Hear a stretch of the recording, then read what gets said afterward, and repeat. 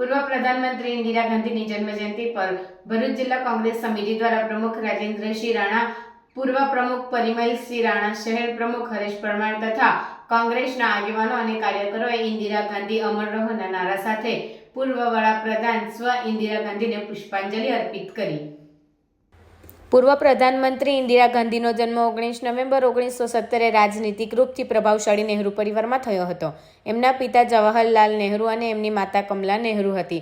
ઇન્દિરા ગાંધી 1966 થી 1977 સુધી સતત 3 વખત ભારત ગણરાજ્યની પ્રધાનમંત્રી રહ્યા અને ત્યારબાદ ચોથી વખતમાં 1980 થી લઈને 1984માં એમની રાજનીતિક હત્યા સુધી ભારતની પ્રધાનમંત્રી રહ્યા હતા।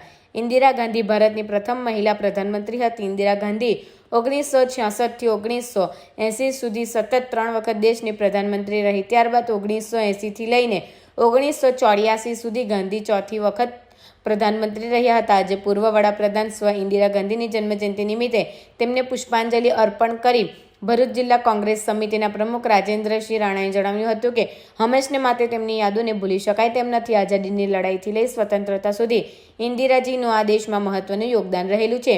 16 વર્ષ સુધી ભારત દેશના પ્રધાનમંત્રી રહી આ દેશની અંદર સામાજિક, આર્થિક અને રાજનીતિમાં તેમણે ઉન્નતિનું કાર્ય કરેલું છે। પાકિસ્તાન જેવા દેશને વિભાજિત કરી ભારત દેશના સહયોગથી બાંગ્લાદેશને નવો બનાવવાનું કાર્ય કર્યું અને સમગ્ર વિશ્વમાં એક લોખંડી મહિલા તરીકે તેમનું નામ ફલિત થયું। તેમને જન્મજયંતિ નિમિત્તે ભરૂચ જિલ્લા કોંગ્રેસ સમિતિ કોટી કોટી વંદન કરે છે।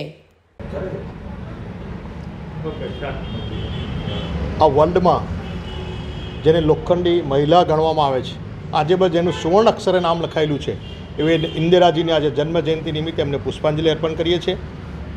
જ્યારે આ દેશમાં હરેક વ્યક્તિ આજે એમને યાદ કરે છે, એમના જે એક કાર્યો છે, એક આખા વર્લ્ડ લેવલ પર એમણે જે સંબંધો વિકસાવેલા છે અને વર્લ્ડની ફરક પર હિન્દુસ્તાનનું નામ રોશન કરેલું છે, એવી મહિલા, જાંબાઝ મહિલાના જે જન્મદિવસ નિમિત્તે એમને પુષ્પાંજલિ અર્પણ કરી।